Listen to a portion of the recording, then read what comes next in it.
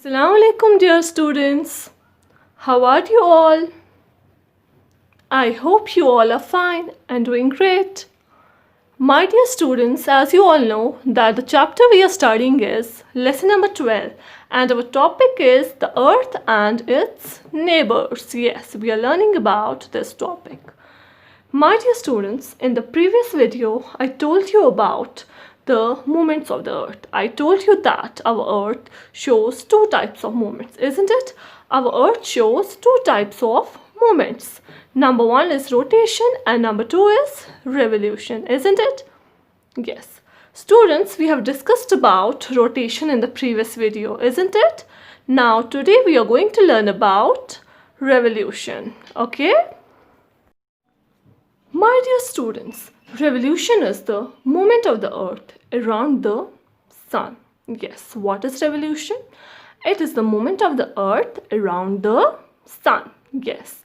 Students, one complete movement, one full movement of the earth around the sun is known as one revolution. Are you getting me? One full movement of the earth around the sun is known as one revolution. Are you getting me? Very good.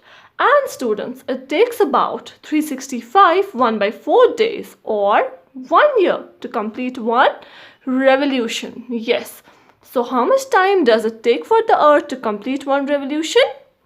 Yes, it takes about 365 1 by 4 days or 1 year for the earth to complete one revolution. And what is revolution?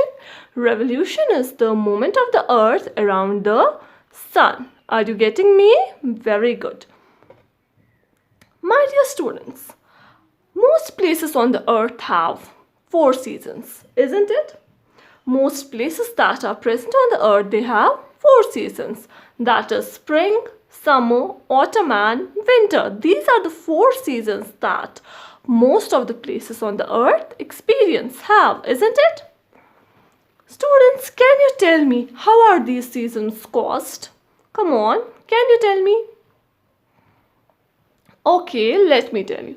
Students, the seasons are caused due to the revolution of the earth. Yes, the seasons are caused due to the revolution of the earth, due to the movement of the earth around the sun. And also because of the tilt of its axis. Yes, because of the tilt of the earth's axis and the revolution of the earth, the seasons are caused. My dear students, as I already told you in the previous video that the axis of the earth is slightly tilted, isn't it?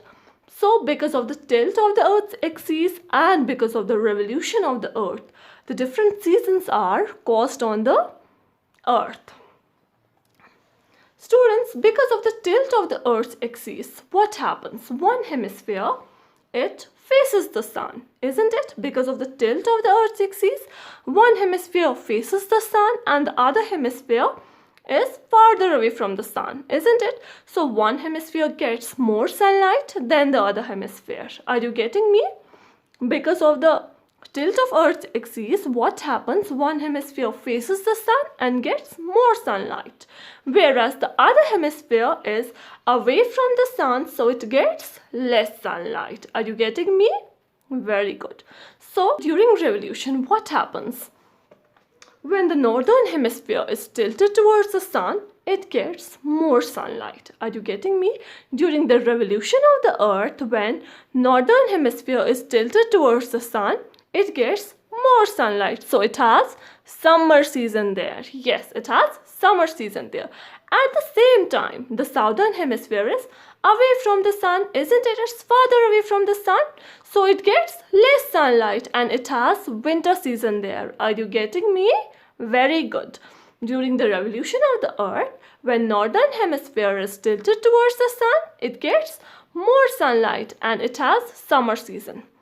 And at the same time, the southern hemisphere is away from the sun. So it gets less sunlight. So it has, yes, it has winter season there. Are you getting me? Very good. My dear students, do you know that India is in northern hemisphere? Yes, India lies in northern hemisphere and Australia lies in southern hemisphere. So when it is summer in India, Australia has winter, or when it is winter in India, Australia has summer. Are you getting me? Very good. Similarly, when southern hemisphere faces towards the sun, it has summer season there, and at the same time northern hemisphere is away from the sun, so it has winter season there. Are you getting me? Very good. So this is how summer and winter seasons are caused. Dear students, during Earth's revolution, there are some times when hemispheres are not tilted towards the sun. Are you getting me? During the revolution of the Earth, there are times when hemispheres are not tilted towards the sun. So can you tell me what happens at that time? Come on, can you tell me? Okay, let me tell you. At that time, one hemisphere has autumn season and the other hemisphere has spring season. Are you getting me? During the times when hemispheres are not tilted towards the sun, one hemisphere has autumn season and other hemisphere has spring season. Students, can you tell me when does autumn season come? Yes, in a hemisphere, autumn season, it comes after summer and spring season comes after winter. Yes, so when the hemispheres are not tilted towards the sun, one hemisphere has autumn and the other hemisphere has spring. Also, at the equator, there are no seasons. Are you getting me? As I told you in the previous video, equator is an imaginary line that divides the earth into two equal halves. So at the equator, we have no seasons. No seasons occur, no seasons are experienced at the equator. Are you getting me? Very good. So students, this was all about revolution and the seasons. Students, now we have to learn about constellation. Yes, we have to learn about constellation. My dear students, can you tell me what is a constellation? Come on, can you tell me what is a constellation? Okay, let me tell you. My dear students, a group of stars that form a shape in the sky is known as a constellation. So what is constellation? Constellation is a group of stars. It is a group of stars that form a shape in the sky. Are you getting me? When a group of stars form a shape in the sky, it is known as constellation. Are you getting me? Very good. And there are about 88 constellations known to us so far. So how many constellations are known to us so far? Yes, 88 constellations are known so far. Are you getting me? Very good. My dear students, two well-known constellations are Big Dipper and Orion. Yes, Big Dipper and Orion, these are the two well-known constellations. Are you getting me? Now let's talk about Big Dipper first. Big Dipper is a group of 7 stars and it looks like a long-handled spoon. Are you getting me? Big Dipper is a group of 7 stars and it looks like a long-handled spoon in the sky. Are you getting me? Very good. Now talking about Orion. Orion, it looks like a hunter. Yes, what does it look like?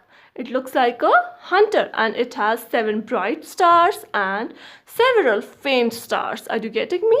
Orion has 7 bright stars and many faint stars. So Big Dipper and Orion, these are the two well-known constellations.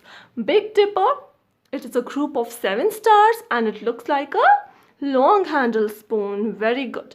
And Orion, it is a group of 7 bright stars and several faint stars and it looks like a hunter. Very good. Are you getting me?